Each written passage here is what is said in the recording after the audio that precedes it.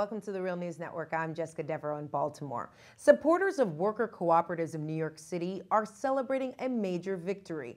The city's council will allocate $1.2 million towards worker-owned cooperative businesses this year. It's the largest contribution a municipal government has ever made in that sector, and advocates are hoping this will start a trend nationwide.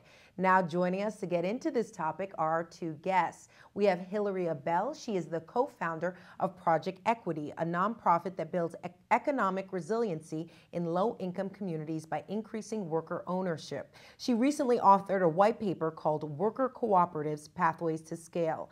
And also joining us from Jackson, Mississippi is our guest, Kali Akuno. He is an organizer with the Malcolm X grassroots movement. Thank you both for joining us. Thank you. Thank you, Jessica.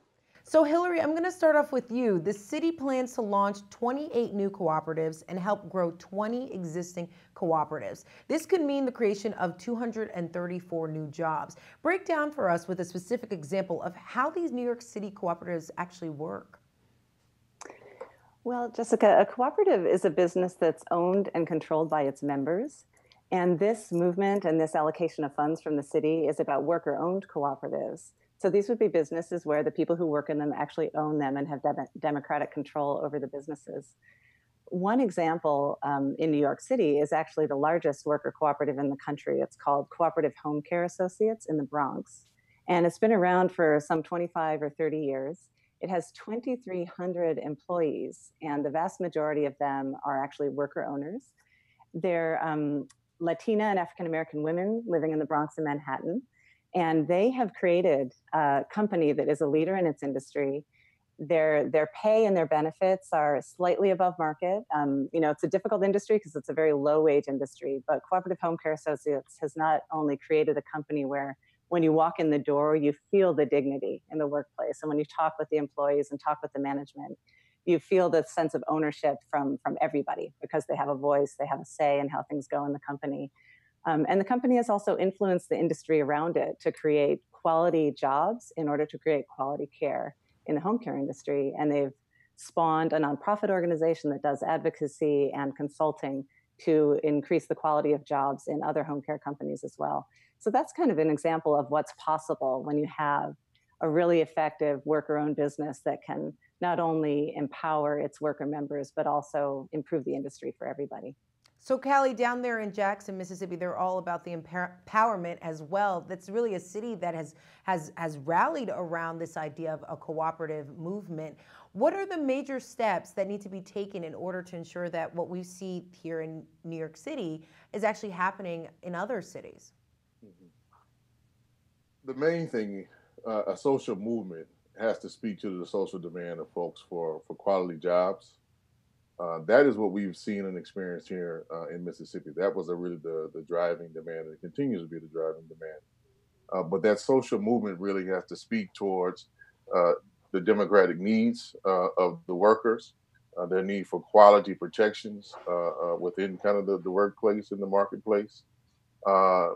And in order to have a kind of the response that we see that New York City is having with the city council, that social movement has to either kind of create pressure on the power that be in city or municipal government or county government, or find some critical avenues and ways to partner with some open-minded politicians and administrators who understand the value of having democratic workspaces and what they lend towards both creativity, job security, and be open to that. I think those are the two kind of paths that communities outside of New York or outside of Jackson that are looking to start similar initiatives.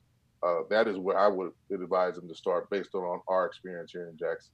Okay, let's take the case of New York City, the $1.2 million. I mean, some people are going to look at that and say, you can't even get one business off the ground, let alone 28 new cooperatives that they're proposing with this $1.2 million. It's really just a drop. But how can you guarantee, I mean, I want to get your perspective on this. Do you think this is really the answer, the cooperative movement, to solving this cycle of poverty that we're seeing that's been taking place in America? I'm going to start off with you, Hilary. Yeah, well, I think that cooperatives are definitively a part of the answer. They're not for everybody. They're not a silver bullet, if you will. And so I think we should support the growth of the cooperative movement in a way that's fair and not expect them to work miracles for the entire economy right away.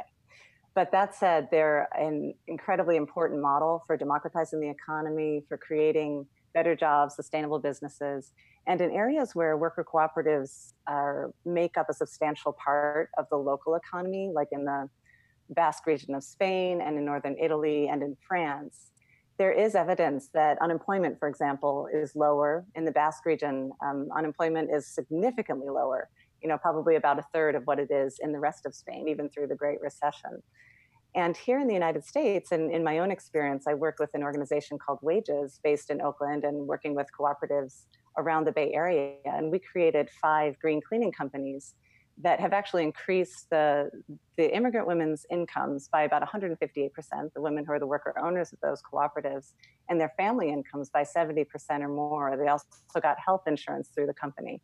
So we actually have data that shows that cooperative businesses, even though they're labor intensive to develop, and I appreciate the question you're raising about how much it costs to do this work, they're really worth the investment. And so I think as we celebrate the New York City victory, we should also all support the work that they do there with a lot of curiosity and a learning attitude, so we can really learn about what we can do when we get multiple sectors together to work on this, what it costs to do the work, and how we can create something bigger and more effective when we work together. Kali, I want to turn to you because Hilary mentioned something about wages, and in the Bay Area, they were able to see an increase in wages. But there are some people that say this could be a distraction from the wage movement and increasing the minimum wage. What would be your response to those folks? Absolutely not. I mean, there are arguments that have been made. Mostly, I would say that they're straw arguments. What cooperatives can do and have done in different times in the past when there are critical kind of adjustments that need to be made for a recession or a depression, because they're democratically owned and controlled, they have the ability to adjust and to ask their members, to ask their owners. We need the company to survive. So can we survive by lowering our wages? Can we survive by adjusting our profit margins? They have the ability in the democratic right and to do that. And so that is one thing they have. Sometimes what people look at is kind of lowering their wages, but they're not taking in account when looking at that example, the democracy that's being practiced actually by the workers and their own control over their economic destiny.